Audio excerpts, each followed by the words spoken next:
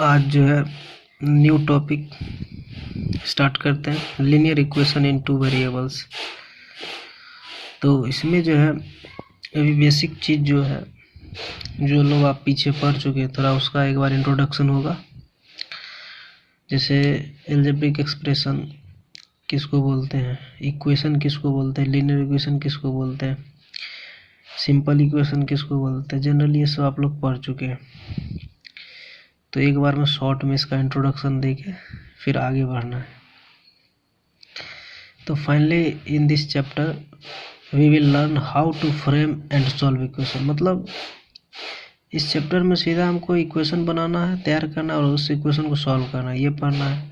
और उससे बड़ी बात यह है कि आप इक्वेशन को तैयार करने से ज़्यादा डिफ़िकल्ट है कि उसके प्रॉब्लम को सॉल्व करना है। तो framing an equation is more difficult than solving an equation. तो now let us review the basic concept related to this chapter. तो सबसे फर्स्ट ऑफ ऑल हेडिंग जो डालते हैं एल्जेब्रिक एक्सप्रेशंस।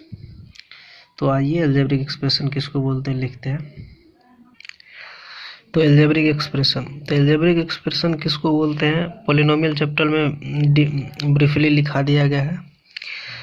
तो यहाँ शॉर्ट में काम चलाना है कि एल्जेब्रिक एक्सप्रेशन जो होता है, expression of the form 2x 3x + 5 4x - 2y 2x² + 3√y, 3x² 2 इस टाइप का जितना भी इक्वेशन है ये सारे एल्जेब्रिक एक्सप्रेशन है। ठीक है, इस टाइप का जितना भी है एक्सप्रेशन, इसको एल्जेब्रिक एक्सप्रेशन बोलेंगे। एल्जेब्रिक एक्सप्रेशन जो है जनरली जो है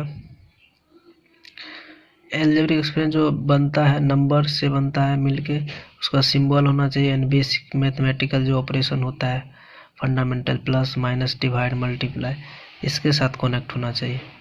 तो वो पॉलिनोमियल चैप्टर सेकंड में बता दिया गया है।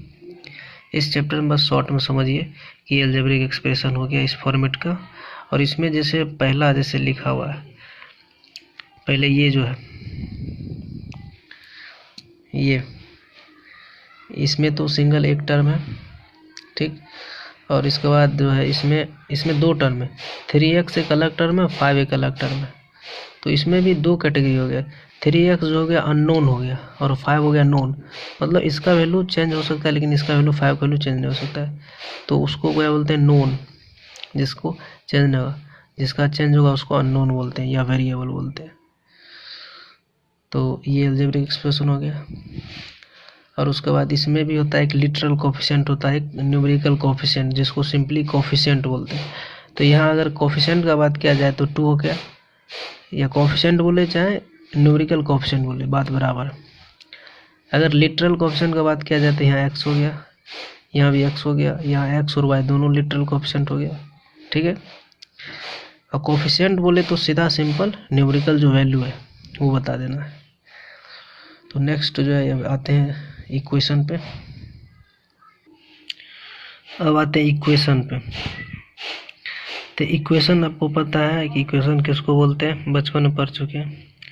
फिर भी यहाँ शॉर्ट में इंट्रोडक्शन जो है बता दिया जा रहा है। An equation is a sentence in which there is an equality sign between two algebraic expression. मतलब दो एल्जेब्रिक एक्सप्रेशन के बीच में जिस दिन इक्वलिटी साइन मतलब बराबर साइन आ गया तो वो इक्वेशन में कन्वर्ट हो जाएगा। जैसे पहला एग्जांपल ये रहा, ये भी एल्जेब्रिक एक्सप्रेशन और ये भी है, दोनों के बीच में बराबर साइन है, इसलिए एल्जेब्रिक एक्सप्रेशन दो के बीच में बराबर साइन है तो इसलिए इक्वेशन हो गया। इसी प्रकार यहाँ भी इक्वेशन हो गया, ये भी इक्वेशन हो गया, क्योंकि दो एल्जेब्रिक एक्सप्रेशन के बीच में बराबर का सिंबल है। जिसमें आपको बता दिए 2x हो गया अननोन और 5 हो गया नोन। नोन उसको बोलते हैं जिसको कांस्टेंट टर्म आगे बताया जाएगा, कांस्टेंट टर्म को नोन बोलते हैं, और जो कांस्टेंट नहीं वेरिएबल उसको अननोन बोलते हैं। ठीक है, तो यहाँ पर 2x हो गया अननोन और 5 हो गया नोन, 5 और 3 नोन और 2x और x अननोन। ठीक, तो अब आगे चलते हैं लीनियर इक्वेशन पे। अब आते हैं लीनियर इक्वेशन पे। लीनियर इक्वेशन किसको बोलेंगे, an equation in which the highest index of the unknown या वेरिएबल इज 1। ऐसा इक्वेशन जिसमें हाईएस्ट डिग्री 1 हो, मतलब वेरिएबल का मतलब अननोन उसी को बोलते हैं जो वेरिएबल किसको बोलते हैं जिसका वैल्यू चेंज हो। एक्स हो, वाई हो, जेड हो, डब्लू हो, उसका पावर क्या होना चाहिए, 1 होना चाहिए, बस उसी के लीनियर बोलते हैं। एग्जाम्पल नीचे 2 टाइम्स एक्स प्लस 5 बराबर 8। यहाँ एक्स का जो पावर है, जिसको आप इंडेक्स बोलते हैं, रेडिकल बोलते हैं, डिग्री बोलते हैं, एक ही चीज़ होता है, उसका 1 है। जैसे 3x माइनस 2 बराबर 5, यहाँ पे x का डिग्री 1 हो गया। x प्लस 5 बराबर 20, तो यहाँ x का भी डिग्री 1 है, y का भी डिग्री 1 है, इसलिए ये लीनियर इक्वेशन सब है। तो आई होप कि यहाँ तक आप लोग समझ गए। आगे चलते हैं सिंपल इक्वेशन पे। अब आते हैं सिंपल इक्वेशन पे। सिंपल इक्वेशन इसको बोलते हैं, और linear equation in which has only one unknown, मतलब ऐसा लीनियर इक्वेशन जिसमें एक ही अननोन हो, मतलब वेरिएबल हो। जैसे यहाँ पे 3x प्लस 4 बराबर 16 में 3x में इसमें एक ही अननोन है x, और इधर 2x माइनस 5 बराबर x प्लस 3 में एक ही अननोन है x, इसलिए इसको सिंपल इक्वेशन बोलेंगे। ठीक, और आपको जो LHS में जो पार्ट दिख रहा है 3x प्लस 4, इसको बोलते हैं LHS, और जो 16 है उसको RHS बोलते हैं। ये चीज़ पता है। अब जैसे इस इक्वेशन को सॉल्व करना, तो सॉल्व करने के बाद जो भी वैल्यू आएगा वो इसका रूट्स कहलाता है, सॉल्यूशन कहलाता है। तो आइए पहले लिख लेते हैं। The process of finding the value of unknown is an equation is called solving the equation. मतलब कभी कभी बोलेगा सॉल्विंग द इक्वेशन, तो आपको समझ आना चाहिए कि हमको वेरिएबल का मान निकालना है या वैल्यू निकालना है। ठीक है, जो वैल्यू निकलेगा उस इक्वेशन का क्या कहलाएगा, सॉल्यूशन रूट्स। तो आइए उसको भी लिख लेते हैं। नेक्स्ट जो नोट है कि the values of the unknown found after solving an equation is या आर कॉल्ड सॉल्यूशन और the roots of the equation. मतलब कोई भी इक्वेशन को सॉल्व करने के बाद जो अननोन का वैल्यू आएगा या एक आए एक से ज़्यादा है, वो उस इक्वेशन का क्या कहलाएगा, सॉल्यूशन कहलाएगा या रूट्स कहलाएगा। तो यही लिखा गया है यहाँ तक। तो आइए एक दो एग्जांपल लेते हैं, सॉल्व करते हैं वन वेरिएबल का। तो सॉल्विंग जो करना है वन वेरिएबल का, जो आपको पता है, आप लोग खुद कर लीजिएगा कि यहाँ पे दे दिया है इक्वेशन, उसको सॉल्व करना है, तो आप लोग निकाल लीजिएगा, इस पर समय नहीं खराब करना। नेक्स्ट क्वेश्चन है कि अ swarm of 62 bees flies in a garden. If 3 bees land on each flower, मतलब 8 bees are left with no flower. Find the number of flower in the bed. मतलब बोल रहा है कि 62 गो मधुमक्खी जो है गार्डन में उड़ रही है, और उसमें गार्डन में जितना भी पौधा है, मतलब फ्लावर है, फूल है, तो हर एक फूल पे 3-3 मधुमक्खी बैठा लैंड किया। उसके बाद क्या है कि लास्ट में 8 गो मधुमक्खी बच गया। सारे लैंड करने के बाद जितना भी फ्लावर था, फ्लावर पे लैंड करने के बाद 8 मक्खी बच गया। तो बोल रहा है कि गार्डन में, बगीचा में कितना फ्लावर था वो निकालना है। तो आइए सबसे पहले जो है let the number of flower भी एक्स मान लेते हैं। तो सबसे पहले जो है let the number of flower को एक्स मान लिए, तो टोटल नंबर ऑफ बी जो हो जाएगा, मधुमक्खी की संख्या कितना हो जाएगा, 3x, क्योंकि हर एक फ्लावर पे 3-3 बी लैंड किया। और टोटल कितना मधुमक्खी है, 62 मधुमक्खी है। तो इस इक्वेशन को क्रिएट करना है। तो इक्वेशन कैसे क्रिएट होगा कि टोटल मधुमक्खी, ये तो हुआ पौधा, मतलब फ्लावर में बैठा है, प्लस 8 को जो बच गया, वो सब मिला करके 62 के बराबर आएगा। और इसको सॉल्व कीजिए तो यहाँ से x बराबर आएगा 18। मतलब मार्केट जो गार्डन में था कितना था flower, hence there are 18 flowers in the garden हो जाएगा। There are 18 flowers in the garden।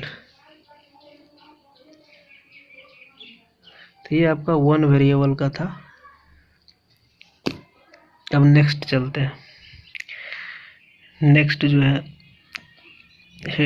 Transposition है।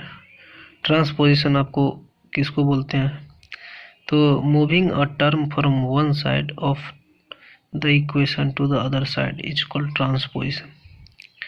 मतलब जैसे एक इक्वेशन समझते हैं कि जैसे एक इक्वेशन मान लेते हैं, जैसे 3x प्लस 8 बराबर 62।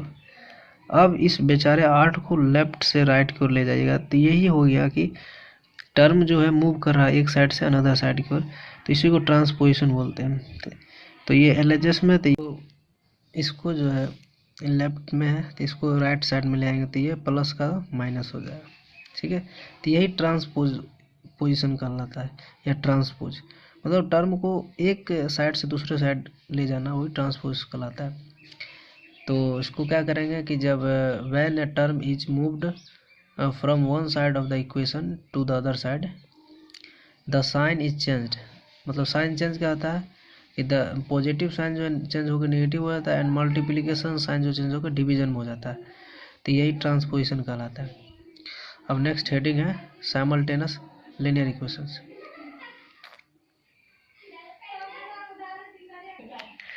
साइमल्टेनियस लीनियर इक्वेशन, तो अब आगे हेडिंग साइमल्टेनियस लीनियर इक्वेशन, तो पहले समझते हैं किसको बोलते हैं कि व्हेन टू और मोर इक्वेशन, दो या दो ज़्यादा equation are satisfied by the same values of unknown quantities then the equations are called simultaneous equation. मतलब फिलहाल अभी इसमें दो ही इक्वेशन के बारे में पढ़ना है, तो यहाँ पे सीधे लिख दें कि दो या दो से ज़्यादा इक्वेशन को सेम वेरिएबल जो दोनों को क्या करें, दो या दो से ज़्यादा इक्वेशन को क्या करें, सेटिस्फाइड करें एक साथ, तो वो दोनों इक्वेशन कहलाएगा क्या, साइमल्टेनियस इक्वेशन।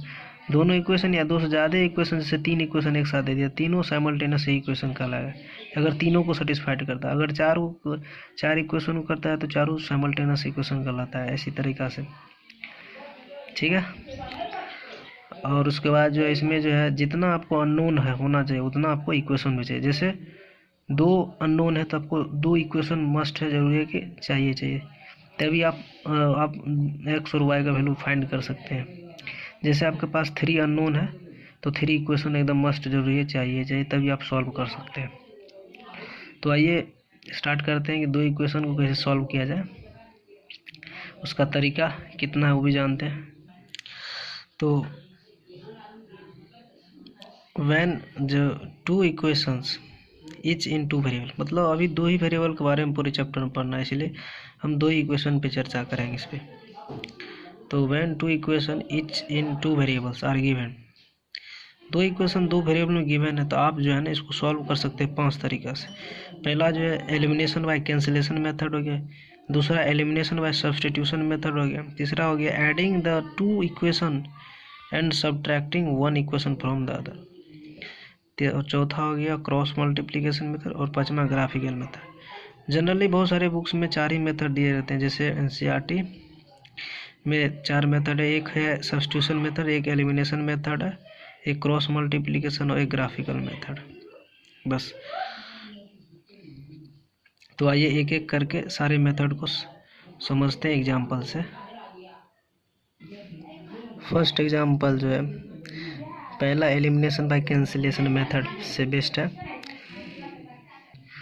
तो इसको जनरली जो है NCERT में जो है एलिमिनेशन मेथड बोलते हैं, लेकिन यहाँ पे एलिमिनेशन बाय कैंसिलेशन मेथड डाले हैं, तो कंफ्यूज ना होइएगा, इसको एलिमिनेशन मेथड ही बोलते हैं। तो सबसे फर्स्ट ऑफ ऑल क्या करना है कि जैसे ये दो इक्वेशन दिया है 2x प्लस 3y बराबर 19, 5x प्लस 4y बराबर 37।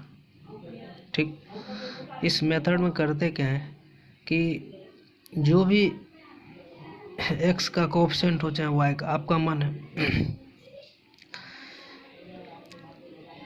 फर्स्ट वाला में जैसे मान चलिए फर्स्ट इक्वेशन जैसे ये, तो फर्स्ट इक्वेशन का y का जो कोएफिशिएंट है कितना है, y कोएफिशिएंट 3, इसको सेकेंड इक्वेशन मल्टीप्लाई करेंगे, और जो है सेकेंड इक्वेशन का जो y का कोएफिशिएंट है फर्स्ट में मल्टीप्लाई करेंगे। आपका मन है हम तो y कोएफिशिएंट चूज किए, आपका मन है तो आप जैसे यहाँ पे x का कोएफिशिएंट को भी चूज कर सकते हैं। जैसे यहाँ x का कोएफिशिएंट 2 है तो सेकेंड में 2 से मल्टीप्लाई कर दीजिए पूरे इक्वेशन में, और फर्स्ट में क्या कीजिए, यहाँ पे इक्वेशन में 5 है तो 5 से इसमें मल्टीप्लाई कर दीजिए। ठीक है, उससे आंसर पे कोई इफेक्ट नहीं पड़ता है। तो हम तो यहाँ पे y के कोएफिशिएंट को मल्टीप्लाई करते हैं, तो मल्टीप्लाई जैसे करते हैं इंटरचेंज कर दिए, इसको कर दिए 4 से मल्टीप्लाई, इसको कर दिए 3 से। कोफिशिएंट इंटरचेंज करके मल्टीप्लाई कीजिए। मल्टीप्लाई करने के बाद देयरफॉर जो है यहाँ से बन जाएगा 4 दूना 8x प्लस 4 तिया 12y बराबर 36। इसका सॉल्व कीजिएगा तो ये हो गया 15x प्लस 12y बराबर जो इधर आ गया 111। अब आपको क्या करना है, सिंपली इसको घटा देना है। घटाइए कैसे, तो ये घटाते हैं। आपका मन है, देखिए यहाँ पे ये बड़ा नंबर है कांस्टेंट टर्म, तो इसमें से आप इसको घटाइए या इसमें से इसको घटाइए, तो आंसर पे कोई इफेक्ट नहीं पड़ेगा। तो यहाँ पे क्या करिए, जैसे बड़ा में से ही छोटा को घटा देते हैं।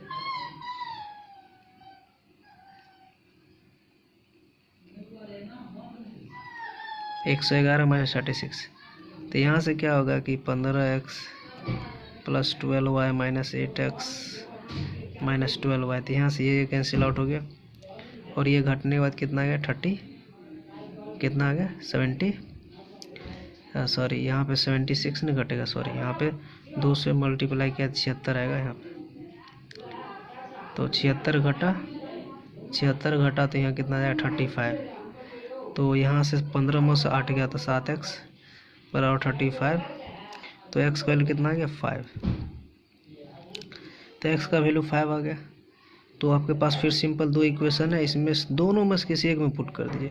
तो हमको जो है 2x प्लस 3y बराबर 19 में चिपका दिए x का वैल्यू यहाँ 2 × 5 प्लस 3 × y बराबर 19। तो ये क्या हो गया 10 बन गया, वो राइट हैंड साइड का 10 घट जाएगा तो 9 बचेगा, तो y बराबर क्या आ गया 3 आ गया। तो ये आपका x और y का वैल्यू हो गया।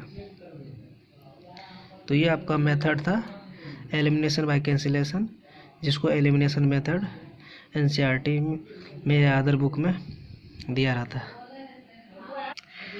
नेक्स्ट मेथड है एलिमिनेशन बाय सब्स्टिट्यूशन। तो आप सब्स्टिट्यूशन मेथड भी बोल सकते हैं, ठीक है। तो यहाँ पे क्या है, इसका तरीका समझिएगा।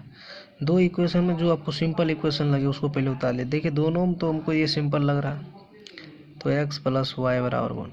अब आप क्या कीजिए, या तो x को y के टर्म में ले या तो y के x के टर्म में। तो x को जैसे y के टर्म में लाएगा तो यहाँ से x इक्वल्स टू होगा 1 - y, ठीक।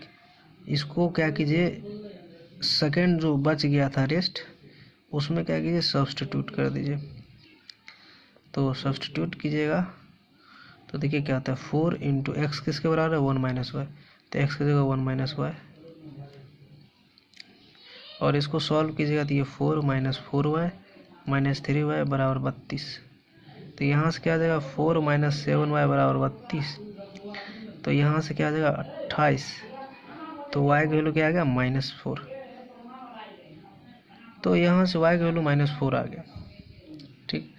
y का वैल्यू -4 आ गया। तो यहाँ से आप क्या कीजिए x का वैल्यू आराम से निकाल लीजिए। 1 - -4 तो मतलब 1 + 5 सॉरी 4 बराबर 5। तो यहाँ से x का वैल्यू 5 आ गया। तो ये आपका था सब्स्टिट्यूशन मेथड, ठीक है। अब आते हैं नेक्स्ट पे, ये सेकेंड मतलब तरीका था। अब आते हैं थर्ड तरीका पे। अब आते हैं थर्ड मेथड पे, adding two equation and subtracting one equation from the other.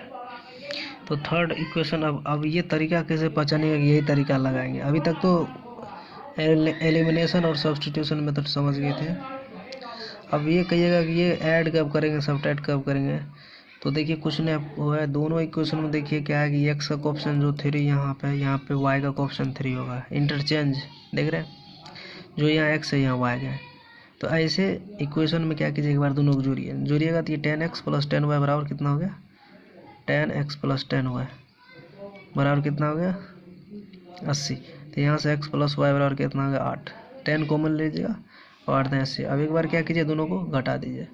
तो घटाते हैं क्या, तो देखिए क्या होता है यहाँ पे 3x प्लस 7y में से इसको घटा देते हैं -7x - 3y, और इधर हो गया 32 - 48। तो यहाँ देखिए हो गया -4x फिर प्लस 4y, इधर कितना बचा माइनस में कितना बचा 16।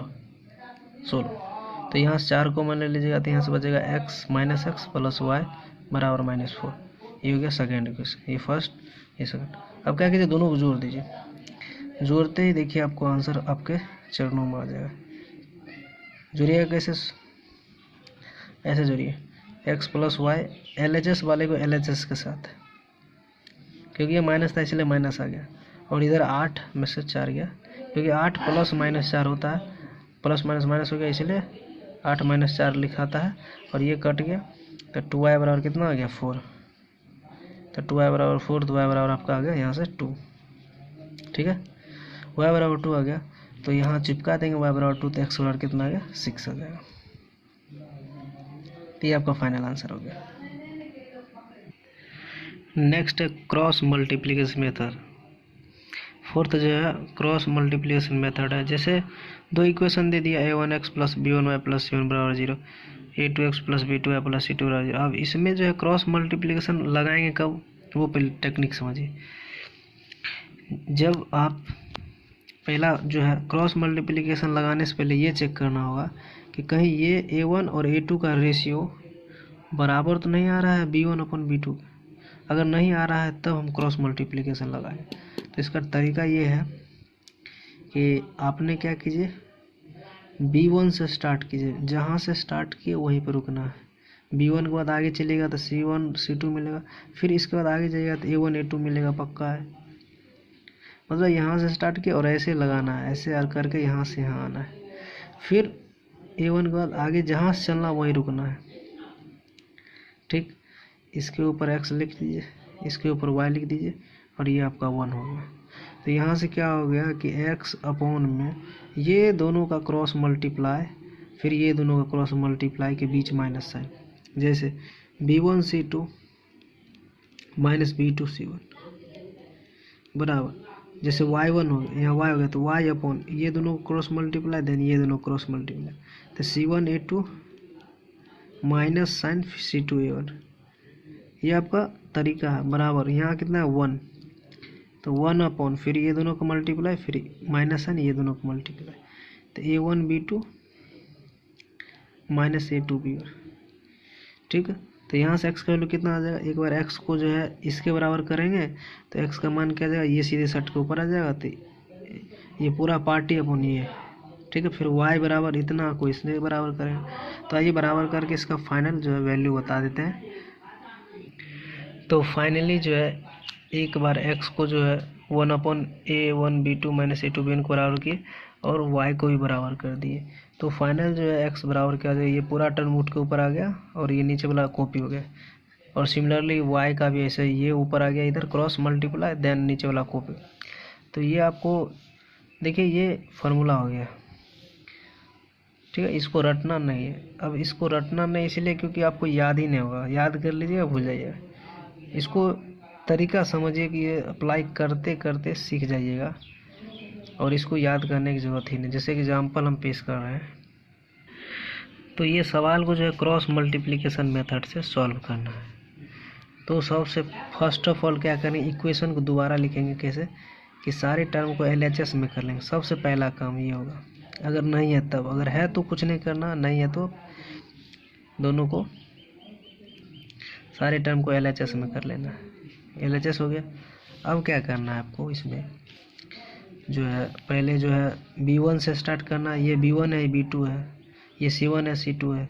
तो देखिए यहाँ 5 से स्टार्ट है, देखिए 5 3, फिर -71 विद साइन, मतलब माइनस है तो माइनस देना पड़ेगा, प्लस है तो वहाँ पे अंडरस्टूड है, प्लस है, लिखा नहीं जाता है प्लस। उसके बाद सीधे उठ के इधर आइएगा तो 4 5, जहाँ चलना वहीं रुकना है, फार्मूला याद नहीं करना है।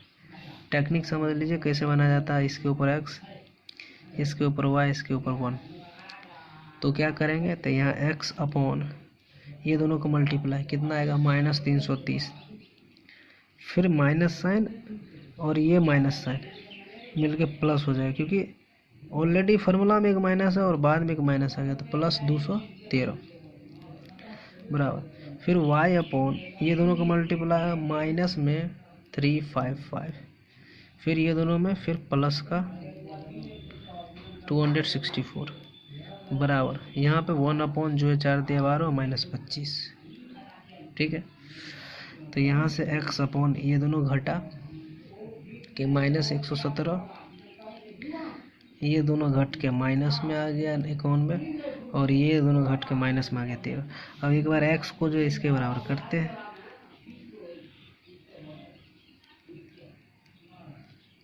एंड इसको एक बार इसके बराबर करते हैं, तो यहाँ से क्या आ जाती है, माइनस माइनस कट गया, 13 से काट दीजिए कट जाएगा, तो 13 9 117 होता है। एक्स बराबर क्या आ गया, ये ऊपर आ जाएगा 9। सिमिलरली यहाँ भी माइनस माइनस कट गया और 13 7 91 हो गया, ये सीधे क्रॉस मल्टीप्लाई हो गया, यहाँ आ गया, तो यहाँ से y बराबर क्या आ गया, अब 7। तो ये आपका क्रॉस मल्टीप्लिकेशन था। ठीक, और एक चीज़ बताना भूल गए कि यहाँ पर इतना करने के बाद जो है, मतलब जनरली दिया ही रहता है कि ये दोनों का रेशियो बराबर नहीं आएगा, लेकिन फिर भी अपना तरीका से पहले जो चेक कर लीजिएगा कि ये हो गया A1 बट्टा A2, दोनों का रेशियो लेंगे, बराबर आ रहा है कि नहीं, 5/3 नहीं आ रहा है बराबर, इसीलिए ये अप्लाई किए, नहीं तो अगर बराबर रहता तब अप्लाई नहीं करते क्रॉस मल्टीप्लिकेशन मेथड। तो आई होप कि आप लोग यहाँ तक समझ गए होंगे। ग्राफिकल मेथड जो है नेक्स्ट लेक्चर में। आज तक के लिए इतना ही, थैंक यू।